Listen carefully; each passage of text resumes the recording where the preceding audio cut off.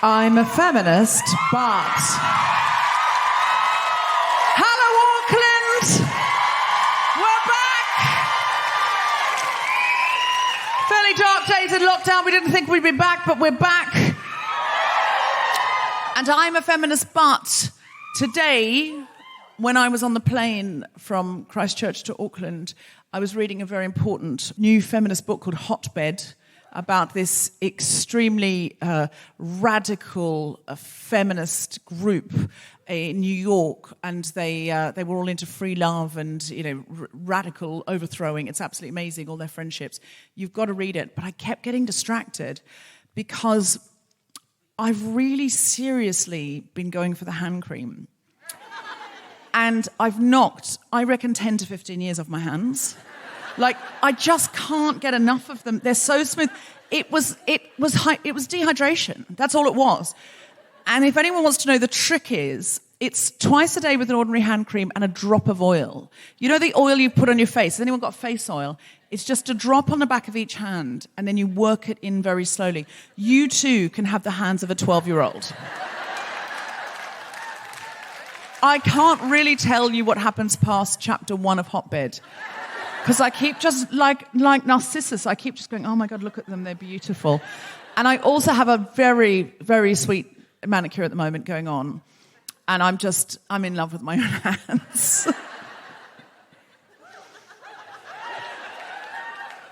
I'm a feminist, but...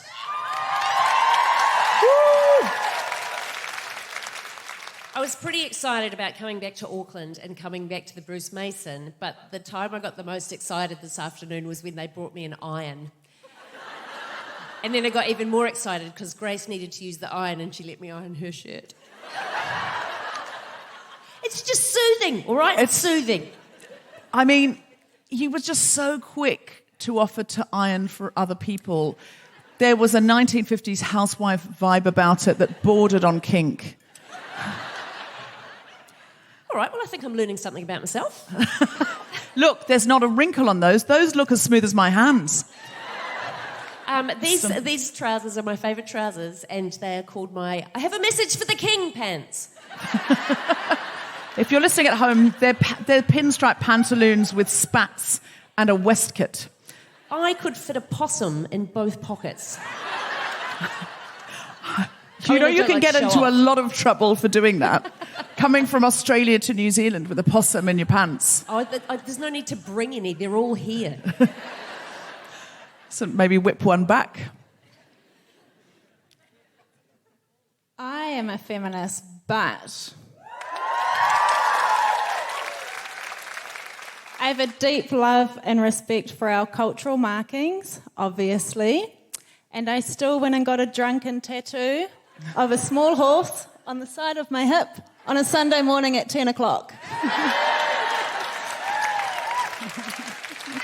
Now, do you ever, when people are asking about your cultural markings, and you're like on the beach or something, and if they point to it, do you ever go, yes, that's very sacred? When they point to the horse? I'm kind of like, move along. Why did you get a horse? Was it relevant? It was part of a bigger picture with flowers representing my children, and then they started the tattoo and it was all over. It's just an outline of a very Did you just go, this is way too painful? Uh-huh. I don't care. It was my pet horse when I was younger. Actually, my cousins, I claimed it was mine because it sounded cooler at school, but that's what it represented. So this is a picture of someone else's dead horse who you lied about. You lied about, and your children, you were like, it was too painful getting you out. I'm not also having you written on the side. And now I have it for life. For life. Well, yeah, like you've got them. They're there. The horse is dead. Have that one. Mm-hmm. I'm a feminist, but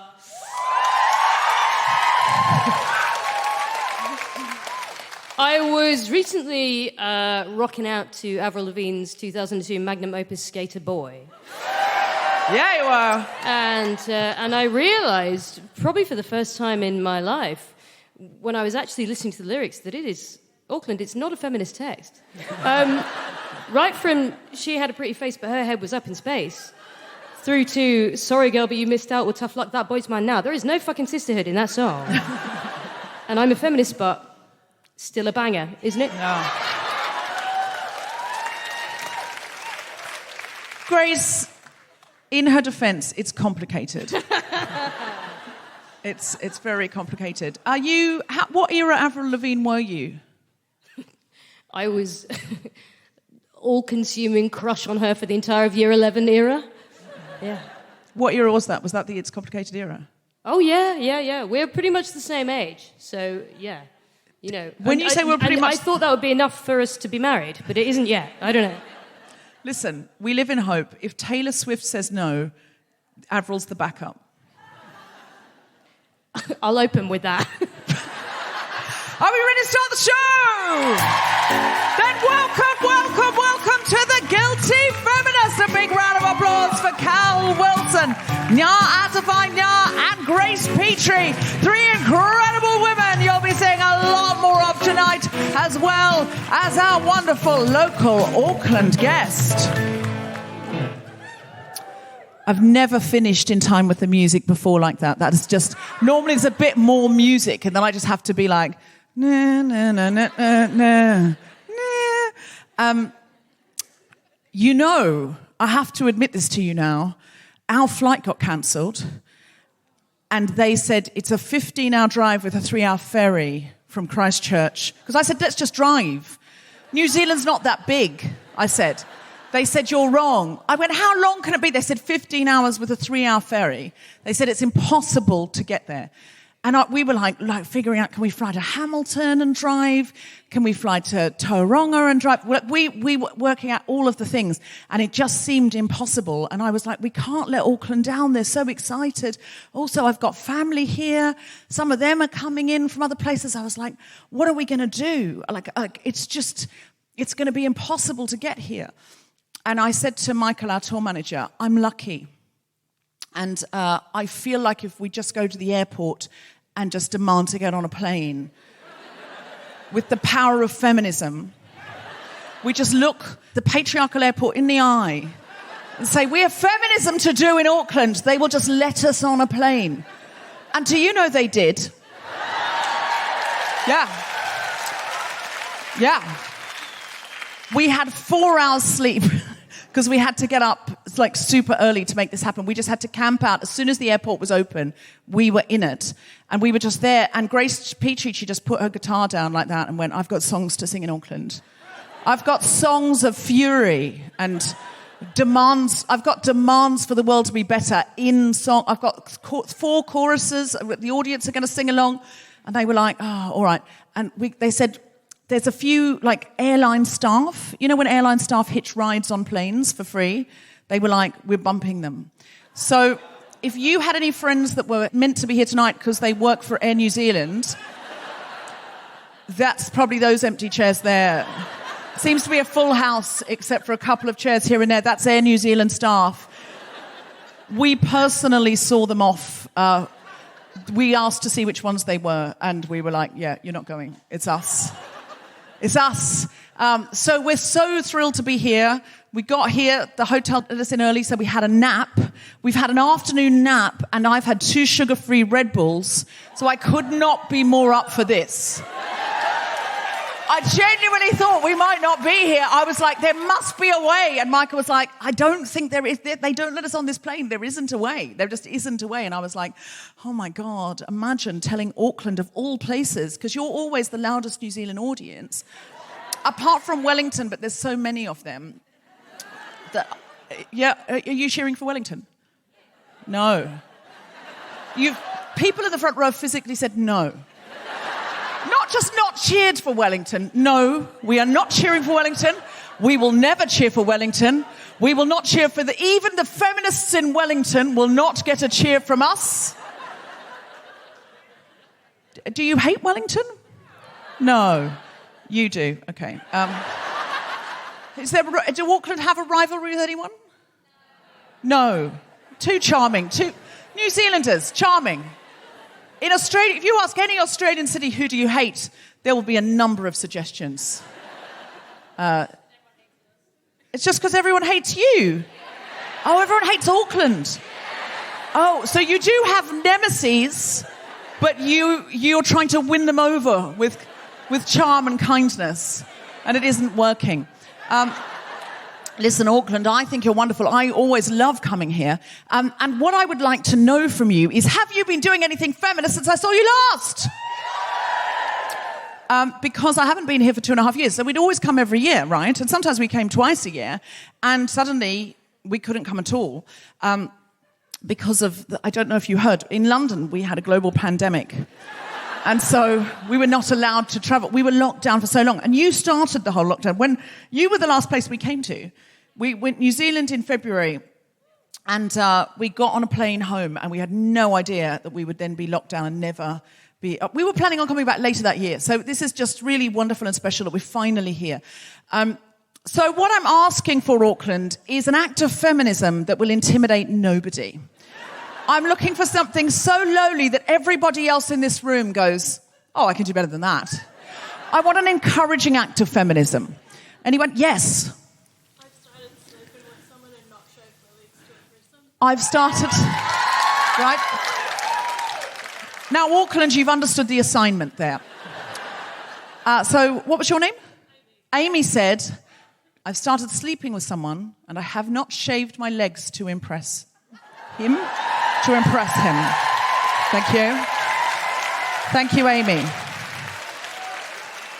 Has he commented on the legs? No, of course not. He's just grateful to see them. He's grateful to see them. He has no demands at all. He's just been delighted and excited. What was that? He's been lucky to be there. Amy, I hope you've said that when he's been down there. You're lucky to be down there, sir. It's like a Jane Austen novel, isn't it? It takes no persuasion. Anybody else? Anyone else got... Anyone? So what Amy's done there is made people go, oh, yeah, that's... Yeah. I can be as feminist as that. Has anyone got anything lower, higher, or the same? What was yours?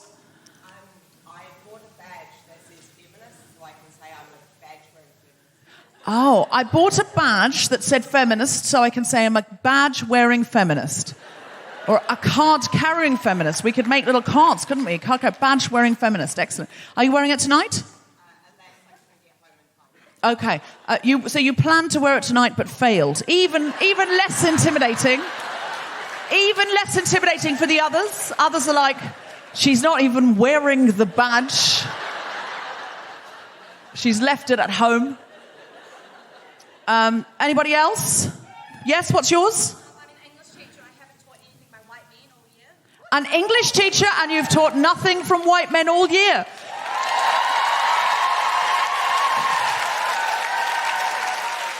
We love it, but are there white men on the syllabus and are your students going to fail English? No, it's fine. You've done it in a way where they can still pass the exams. Beautifully flexible curriculum, of course you have. It's New Zealand. It's run by a woman and just generally... I don't know if you realise how much the rest of the world look to you. Wherever I go, people go, oh, New Zealand, yes, I wish I lived in New Zealand. It's such a feminist country, such an egalitarian country. And I know if you live here, I'm sure there are lots of problems and I'm sure, there are lots of ways in which it is imperfect. But I still think you should know, because when I'm here, often people are quite self-deprecating and go, oh, New Zealand, no one knows us, we're small, no one remembers us. No, really, as far as feminism goes, you're very high profile.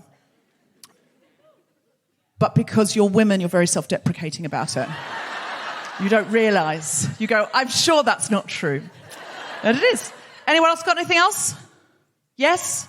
Yes? Oh, you're pointing at somebody who's got one. Are you a friend of hers? No.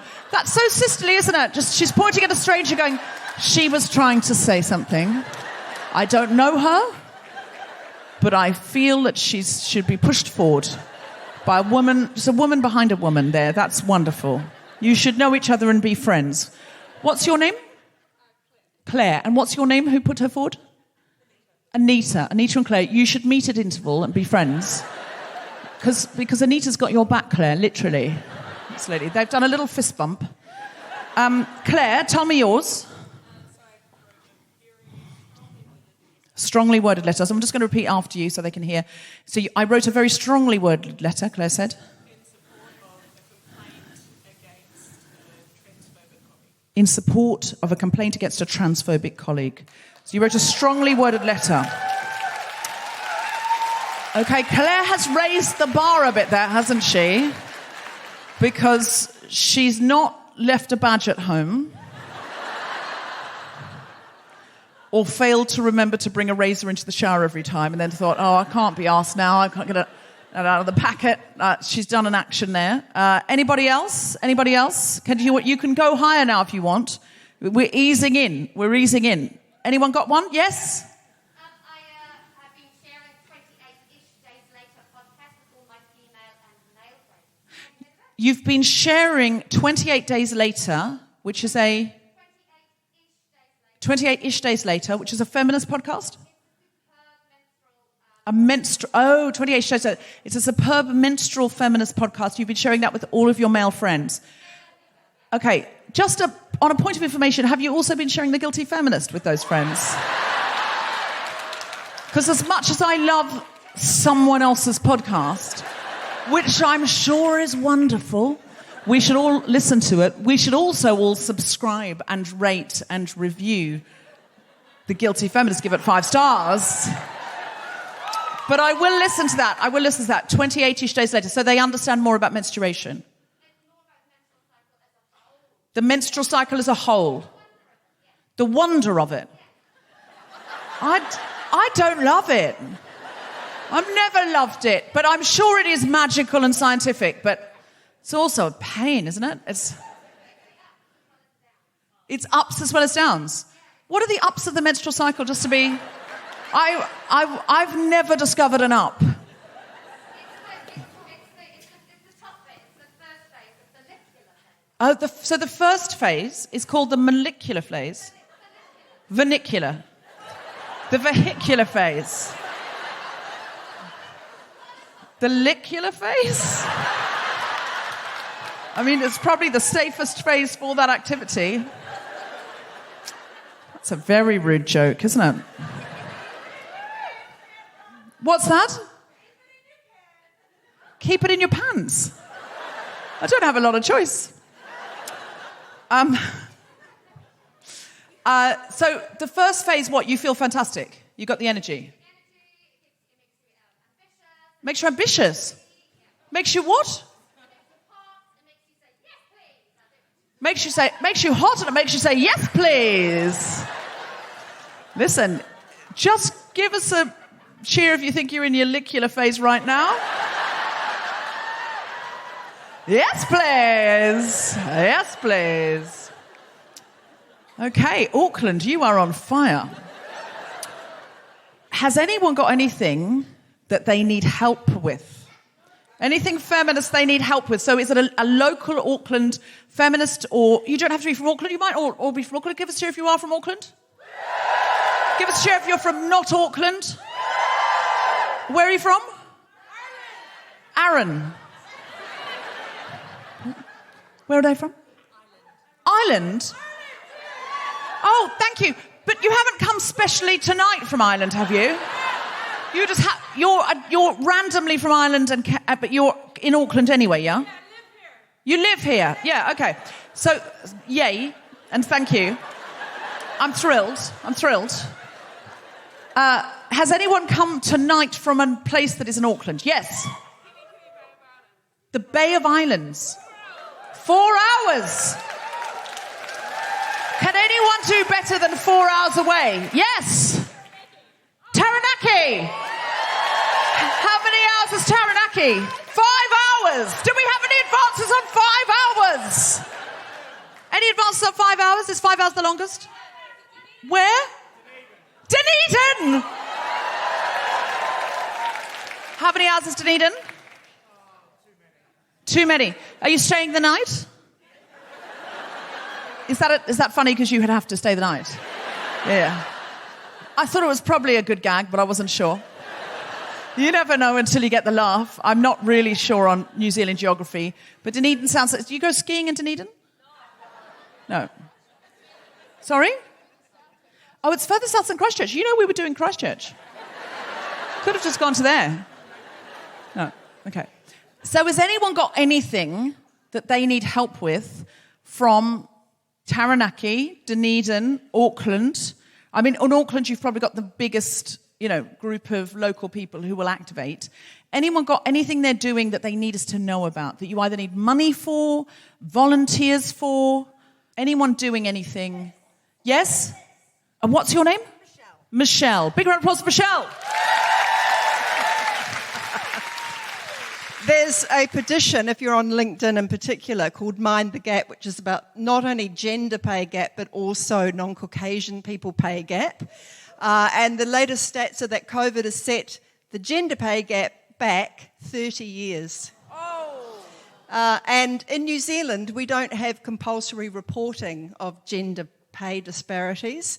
They do have that in lots of other countries, including Australia, where they've proven that once companies had to report it, the gap started to narrow. So all you have to do is sign the petition, which is encouraging our government to make reporting compulsory. Thank you so much. Get involved in that.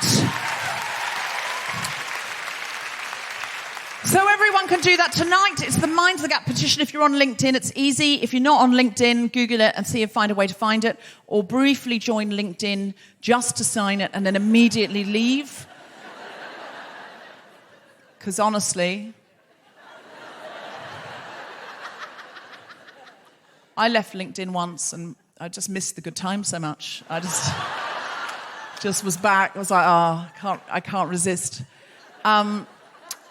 It's a great place for finding people, though. If people are not on any other social media, if you can't find an old school friend or something, or you want to stalk an ex-boyfriend or something like that, LinkedIn is your best friend. That's a hot tip from me to you, along with a little bit of oil on the back of each hand.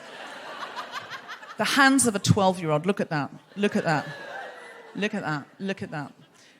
Also read Hotbed.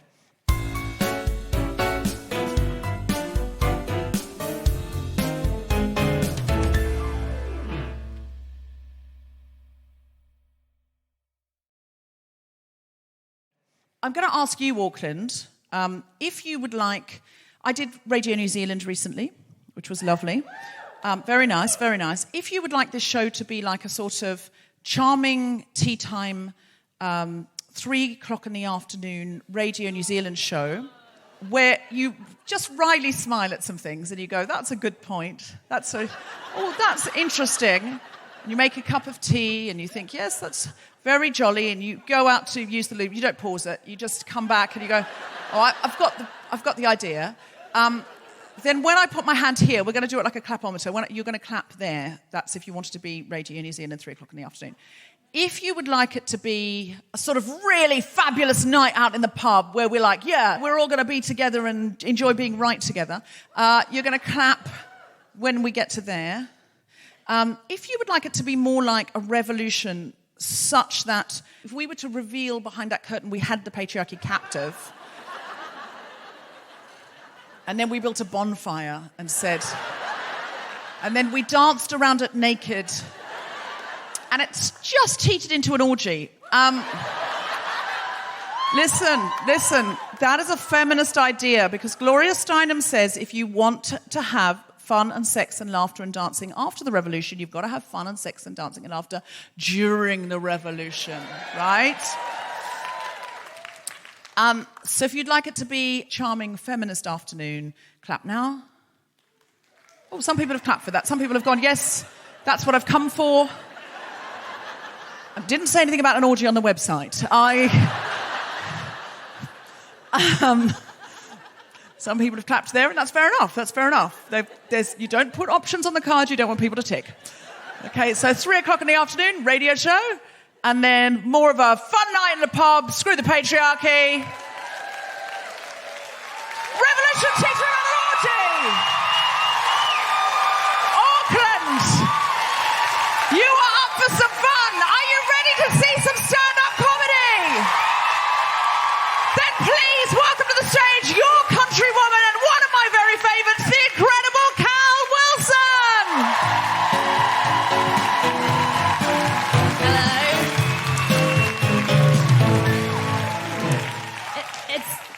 so exciting to be back on stage and having people. It's like I'm standing on the mantelpiece of your fireplace. You're so close to me. We're so excited to be here because we so very nearly weren't. Like our tour manager was up all night last night trying to find us a flight to Auckland, and we were trying to help and Googling things that he'd already worked out and just telling him more things that he knew. But what I loved about Deborah's grasp of geography of New Zealand, because we were even at the point we were going, could we fly to Sydney from Christchurch and then fly from Sydney to Auckland? And Deborah went, what if we flew to Dunedin and drove from there? I thought, well, why not go the whole hog? Just go to Stewart Island and then just... We'll get someone to tow us up. So it's so exciting to be in a room full of people again. You had a bit of lockdown, didn't you, Auckland? You had bits and pieces. I was in Melbourne, and in the first year of the pandemic, we spent 62 months in lockdown. We were just always in lockdown. It was like, you can only tell your partner so many stories. And then he's heard them all, and you just... Anyway, it was just a little thing that came out. It's so nice to be in a room. Like, I've done so many Zoom gigs over the pandemic. And did you have to do Zoom? Did you have to get your head around Zoom? It's so... What it's done to me, though, is I've done so much stuff on Zoom that when we finally got out of lockdown, I'd forgotten how to people. Just forgotten. And we had my in-laws over for dinner, and I love my in-laws, but after 45 minutes, I was like, I need a leave meeting button. It's just too much. I was like... How long can I just go and stand quietly in the bathroom before it's rude? Like, I just needed a little bit of time. And then it was like, oh, you're in my house and I can't fake a power outage. And, like... And the thing that I learned about doing gigs on Zoom is that no matter how funny you are or fascinating you are, nothing is ever as good as someone's cat walking across a keyboard. That's just the best. It's the best. I did a corporate gig, and I was in a studio by myself, and I had all of the people that I was talking to. It was like 300 people on this Zoom, and they all projected up behind me. And I noticed they're all at home having an awards ceremony. I was there in my little studio, and a guy fell asleep on his couch. And one of the management team texted the production team that I was working with and went, "Derek's gone to sleep on the couch." And so I was like, spotlight Derek. And Derek was asleep on his couch. And I just sang to him till he woke up. It was incredible. You have never seen a man more confused as to what was happening in his life. It was so gorgeous. And then every now and then I'd have to go back and check that Derek was still awake. Derek was fucking awake. Oh, he was awake. So great. It's so lovely to be here. We had this weird thing when the world stopped. Everything changed for everyone in the world except for my husband because he's always worked from home. So when we had to go into lockdown, it was exactly the same for him as it had always been, except there were 2 more people at his office. And he sat me down on the second day of lockdown because he's met me before, and he said, "I just want to remind you that even though you are at home, I am at work. This is a professional environment. I am at work." And I wanted to help. But I've never worked in an office. I mean, I've seen The Office. It's a wonderful documentary. But I just didn't know how I could make it feel like a more professional environment. So what I did is I got him to set me up on a Slack channel, and then I would just message him office gossip about people that don't exist. I'd be like, Janine's drunk the toner again. Or Ray and Aileen are rooting in the stationery cupboard. Like, I don't even know if offices still have stationery cupboards. But I knew I'd done a good one when from the study I'd just hear, "Oh, for fuck's sake!" Yes. But don't feel sorry for him, because he's a master of technology and I'm a complete Luddite, and he would get his revenge on me when I had annoyed him enough. We have a Google Home in most of the rooms in our house, and they are constantly gaslighting me. They will not recognise my voice, they won't answer to me. I'll talk to one, and one in the bedroom's going, "I can't understand your command." It's like, fuck off, I wasn't talking to you! I feel sorry for people called Dougal, though. I feel like, "Hi, Dougal. No, I don't want anything." Anyway, so Chris would get his revenge on me by making all of the Google Homes play the song that I hate the most in the world. And that song is the Pina Colada song. And if you don't know what that song is about, it's the world's greatest song about trying to cheat on your partner with someone who turns out to be your partner trying to cheat on you. # couple goals. So I hate that song, and the line I hate the most in that song is, "Do you like making love at midnight?" And the first thing I hate about it is I hate the term making love. I hate it. I find it creepy. I find it sounds too billowy. It sounds like, ooh, making love. Like this, like that's too undulating. Like it makes me think of like a manta ray wearing a caftan. Like, ooh, making love. Making love. Making love. I hope I've ruined that for you. So, the other reason I hate that line is, do you like making love at midnight? No. It's too late. Like, if we're making love at midnight, I will have needed a nap this afternoon and nothing on tomorrow. The way I would do it is I'd go, let's get Uber Eats while we're waiting for the food to arrive, or have a quickie, we'll fortify ourselves with the food, have another go and be asleep by 9.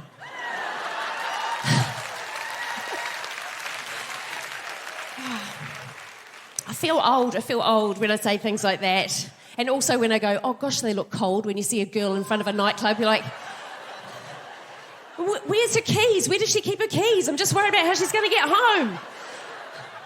We had to deal with remote learning. Did you have remote learning over here? Yeah, there's people like, please don't talk about it. So we had remote learning, and I was really fortunate in that my son, he had great teachers over the remote learning period. But I have to say that his first teacher was my favourite, Mrs. Cardoza. And the reason I loved Mrs. Cardoza was she was young, she was motivated. She reminded me of my niece, who's also a school teacher. She was really good with the technology, kept the kids all engaged. But if I'm honest, the real reason I loved Mrs. Cardoza is that Mrs. Cardoza had a parrot. And every morning, when she did the roll call from her kitchen, just at a random different time each day, you would just hear from off screen,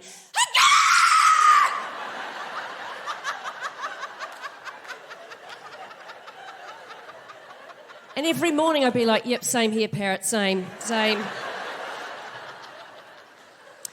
don't want to say that I got too into helping my son with his schoolwork, but when he got his report back, I did quite well in art. Turns out I can nail a colour wheel, which is exciting. The little things about the pandemic that I discovered were silver linings. Like, this is possibly a controversial thing to say, but I quite like wearing a mask. I quite enjoy it because, as a woman of a certain age, I haven't had to pluck anything for 2 years. I just let them all go.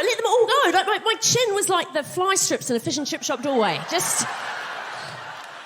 And I don't know if anyone else does this, but I pay quite a lot of attention to how they're going. Like my husband calls me the chin farmer, because I'm like, oh, you're not ready today, but tomorrow I shall have you. I don't know if anyone else will admit to this, but does anyone else have a favourite bristle? I got one. He's on that side. He's got 6 friends. It's quite... I say a woman of a certain age. I turned 50 over lockdown, and then I turned 51 over lockdown, and I was saying to my friend Claire the other day, I just don't feel like a woman in her 50s. I don't feel like a 51-year-old woman. And then I realised I was telling her that as we were having lunch in a garden centre.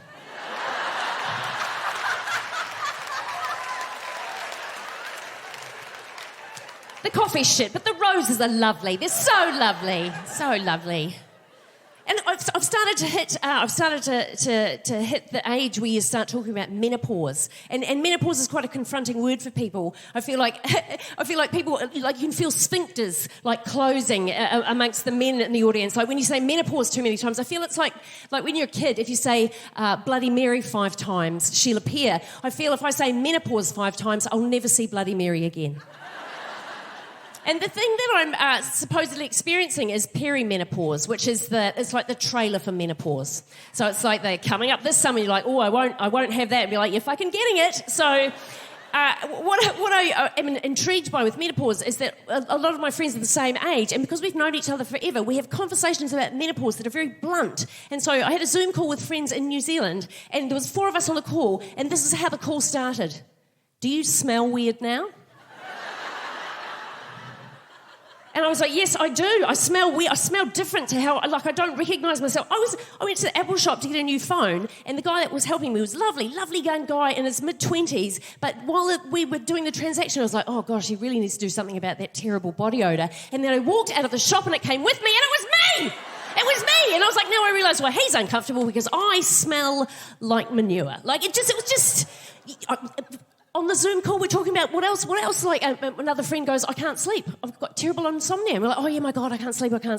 And one of my other friends went, have you put on weight? And I was like, oh, my God, I've got this little pouch that I've never had before. Because it's like I'm carrying a bum bag under my trousers. Like I'm a tourist in my own life. Like, oh, you won't get my traveller's checks. Like, it's just such a weird... It's so weird, right? So I've got a pouch. I'm up all night. I don't think I'm perimenopausal. I think I'm semi-marsupial. Like, you'll go home tonight and you'll be up on top of your shed eating a nectarine. It's like,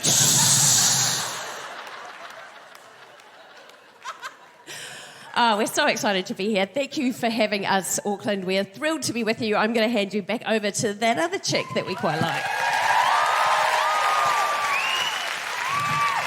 Cal Wilson, everybody!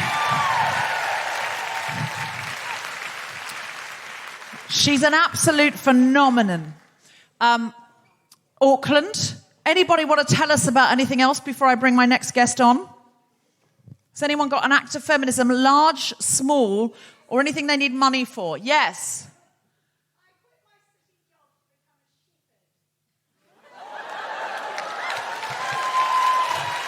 It's not at all what I thought anyone was going to say.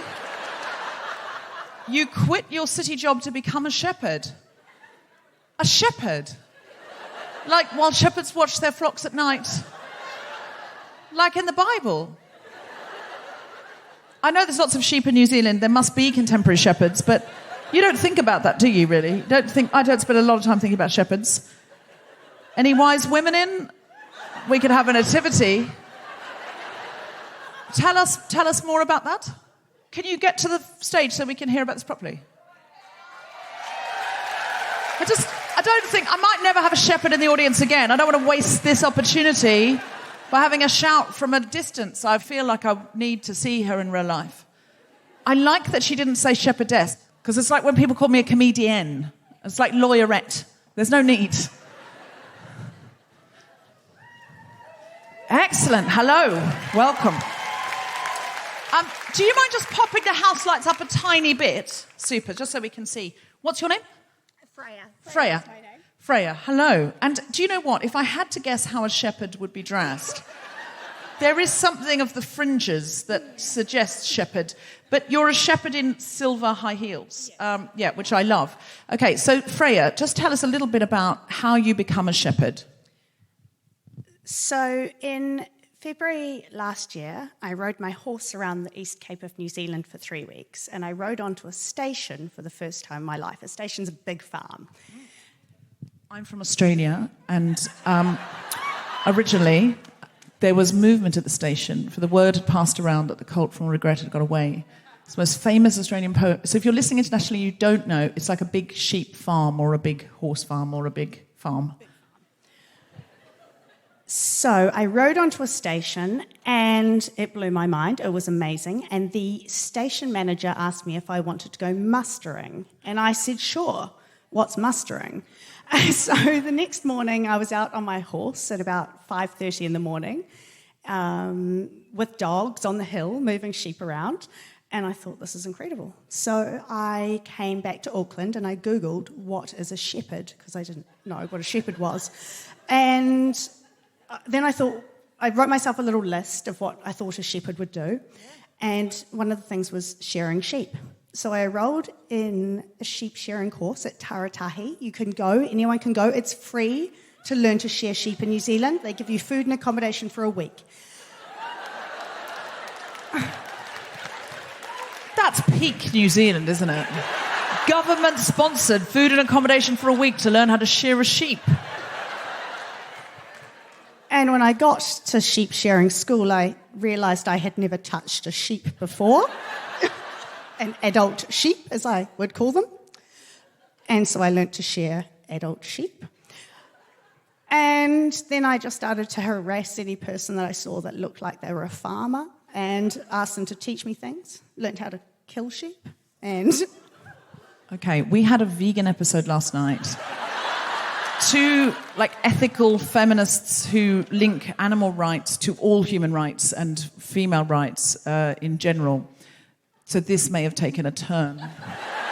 I mean, as it is, sheep shearing is controversial for some people because some people feel like we shouldn't be using, Yeah, no, okay, shh. None of that happened. Okay, so you left your job in the city and you just got a job on a sheep station. Yeah, I got a job as a junior shepherd on a sheep and beef station. Junior shepherd. I didn't really know there were rankings, but I'm thrilled to know that there are. And I am happy that you are pursuing a passion and you've just walked away and you've gone into something that I would think most people would think was quite male. That is because in New Zealand, shepherds who are females are traditionally called land girls. Oh, boo! Boo! That's like Girl Fridays or something. Yeah, it was from the war, land girls. Well, listen, I am delighted that you've upgraded land girl to full shepherd and that you're pursuing your dream. And please be really kind to the sheep and don't kill any. Thank you so much, Freya!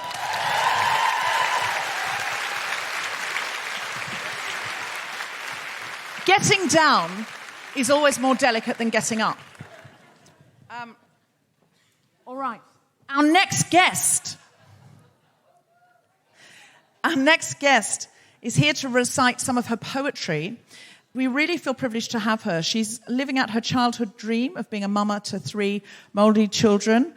New Zealand historian by trade, she has an innate talent for exploring narratives from the past in order to weave and maintain tupuna-given values into the present and future.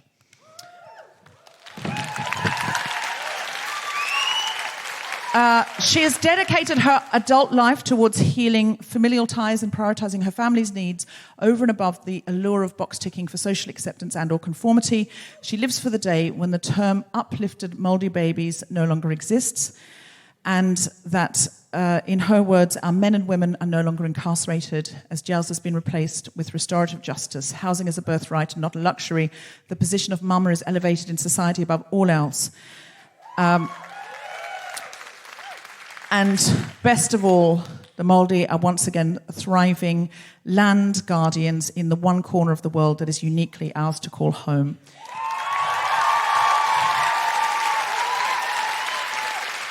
Please welcome to the stage, Ngā Atawhai Ngā!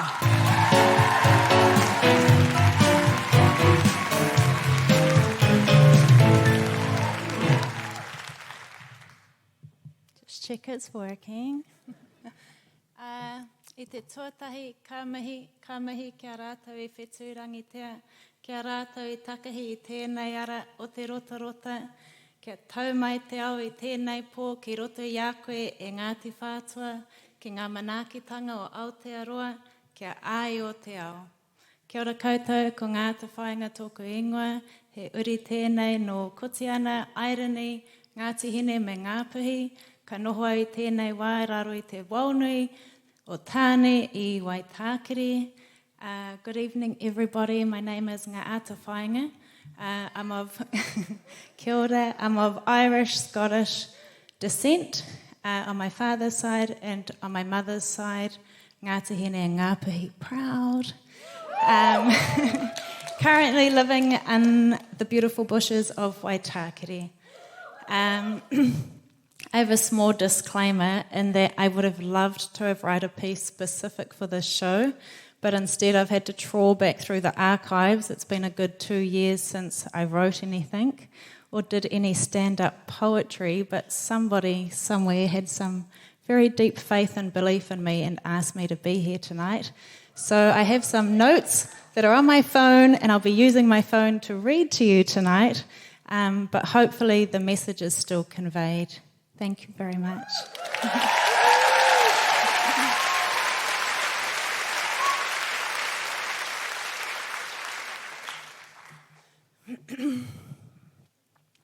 Le moon, what if I cracked open the moon and drunk from her insides like eating blue cheese with purple grapes and red wine? Would she plant in me a seed that I could birth from my throat so that when I speak it is with the truth of her inside me? Note, this is where I could insert a Māori word or two, make it more palatable to be pink-tongued, white-toothed and big brown areolas, the only sign of Māori genes in me, but that feels like tokenism.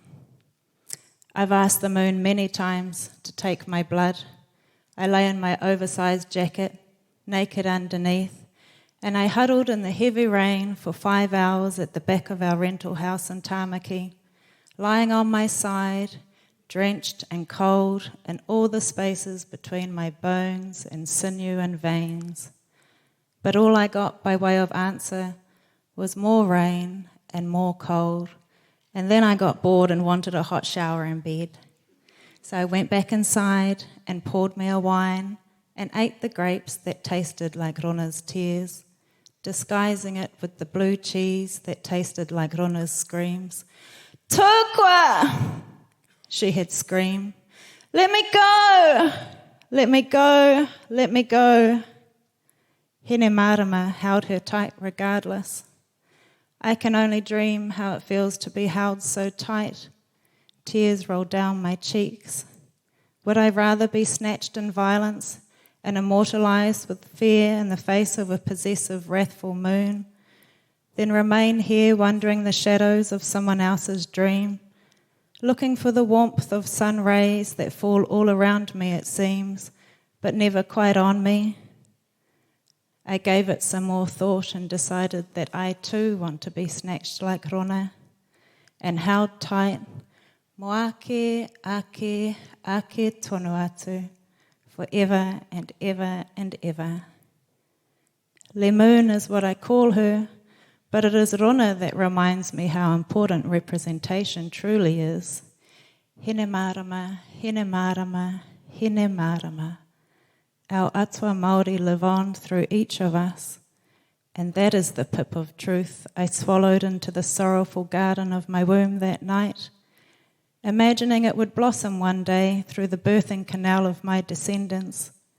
I coughed a little from the cold in my spine, the wine bottle empty, the cheese and grapes all eaten. I closed my eyes and wept a little more before surrendering to the knowing that there will be many more times where I will plead with the gods to transfer me between gardens and even worlds, that I may not always be where I want to be in life. But as the warmth of my bed enveloped me and the sound of the children sleeping in the room next to me, I was reminded once again, I am always right where I'm supposed to be. I am always right where I am needed.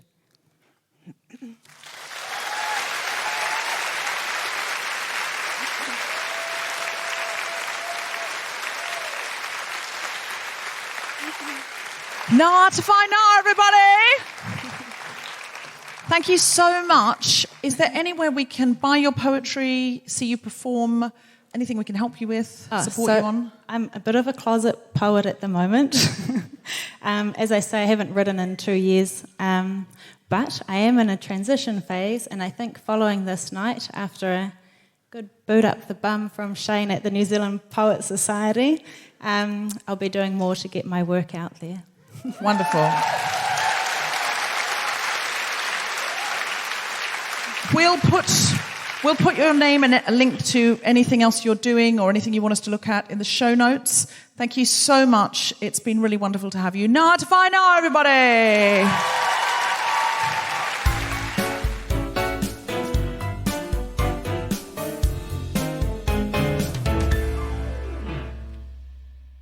This part of the show is sponsored by Sky Comedy and the new show Rosie Malloy Gives Up Everything, starring Sheridan Smith.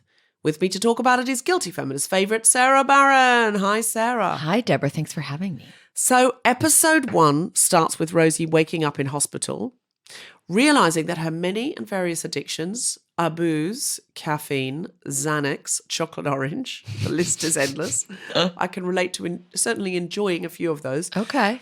Are ruining her life, and she starts trying to make a change. So, Sarah, first of all, if you had to choose between booze and chocolate orange this Christmas, which would you give up? Oh, which would I give up? I would give up chocolate orange. Booze or caffeine? Okay, that's hard, Deborah. So sorry to okay, give you this booze. Sophie's So I can choice. only have. I'm Sophie's choosing between booze and caffeine. God, I would go for caffeine, but what a sad Christmas. What, you're going to give up caffeine at Christmas? No, Or no, you're no. gonna I'm going to give up booze. I'm going to give up booze. Okay, so the only other one that I've got listed here is Xanax. Have you ever partaken? I haven't had a Xanax. I will tell you something, and Yes. this is going to be one of the most American things I ever say to Go you. on. I was back in the States in October, and I had to come straight back and get into work. Get terrible jet lag, and I had my mother give me her Xanax. Oh, wow. Which is, I mean, That's the last Rolo of that America. is the last Rolo of America. And I took a few, which you can't get them in the UK, basically. Like they That's don't a give good them, reason, I they think. give them out like candy in America. And oh my God, I see why. Oh. So it was a wonderful dalliance, but if forced to choose, caffeine over Xanax, but it was a wonderful 2 days. It was a wonderful 2 days, but let's leave it at 2. Let's leave it at 2. Yeah, not become addicted, because here's the kick with Rosie. She's not just enjoying these things, she's addicted to them. What did you make of the first episode, Sarah? I mean, I think anyone would be insane if the most incredible thing for them in this wonderful show was Sheridan Smith. It is what I think of as invisible acting. Right. I don't understand how someone can be sort of in this space of having to act out addiction and then also hospital bed and then high octane family dynamics and let the acting be completely invisible in every breath she takes. She's one of the, she's like is she inching towards national treasure at this point? I feel like she's Is she national there? treasure, yeah. I just think her acting is unbelievable. So I love that they're addressing addiction. I feel like they're going to really be addressing the messiness of addiction, not just like, hey, it's hard, but I got there. And her acting is chef's kiss. Have you got any ways in which you'd like to see this series end? Are you hoping for anything? Do you know what I'm hoping for is I think that journeys toward recovery are really messy and exhausting and long. Yeah. And so I sort of want this to be the show that shows that. So I think I want her to not have everything tied up in a neat bow by the end. I like the idea that someone who is struggling with their own issues, who maybe logs this amount of time sober and then falls off the wagon, or that they see that struggle reflected. I hope that Rosie doesn't give up everything. She needs it. But because it says Rosie gives up everything, and I'm like, why does she need to give up everything? What's wrong with chocolate orange? Do you know what I mean? Like, listen, I really hope she finds her way back to some things in moderation, maybe some functional addictions that are perfectly fine, and releases into the ether anything that's holding her back. Yes. And I think one of my favorite scenes in that first episode was when the dad goes to see the fancy doctor, and the fancy doctor is like, look, this is terminal, but take it as a given. You shouldn't drink. And they're like, we're done here. And I thought that was a really subtle and really clever way of saying, sometimes you just need to drink. Yeah. And that is okay. And this guy has whatever time he has left. And he'd rather live for 6 months instead of a year and a half, but be able to have a pint and a fag whenever he wants. And I think that's where I would like to also see Rosie get to, is she has a smoke, her chocolate orange, but she just maintains a nice relationship with her brother. I would like to see her give up cigarettes because I think they're poisonous, and what's the good of them? Yeah, that's sorry. Sorry, but cigarettes, if you were starting a country from scratch, my you gosh, would never legalize cigarettes. The more we get to know each other, the more I realize that my husband is you in male form. He's adopted, he has substance stuff. I would almost say that he has a phobic relationship to cigarettes. He thinks they are the devil's work beyond any other substance, whereas I feel like, oh, come on, a cigarette with a glass of red wine? Oh, on an autumn night? Are you kidding? I mean, I certainly have socially smoked in the past, but I drew a line at a certain point and went, this is nasty. And I don't want it in my life because anyone can be the one. Anyone could be the one. Yeah, that's what they say with any cigarette can be the one that does it. What is it? Whoa. What? Yes, it's a lucky dip. It's yeah. So someone can smoke for 90 years and nothing happens, and someone else can have one and it triggers the This is what I heard, and I looked into it, and it did seem to be the case. But I don't want to say it on here just in case it's not right. Okay, I will be speaking to a doctor about that at some stage. I think it's good to clarify it. Okay. I hope Rosie doesn't give up everything. I hope she gives up the things that she wants to release into the ether. Maybe has a functional addiction and can pick and choose from the chocolate oranges from time to time as she wants them. Well, one thing I am hoping is I'm going to be able to watch the whole series. And luckily, that Christmas wish is going to come true because Rosie Maloya is available to watch exclusively on Sky TV. It's a Sky original series available on Sky Comedy. All episodes are now available, but do be aware it's a bit addictive.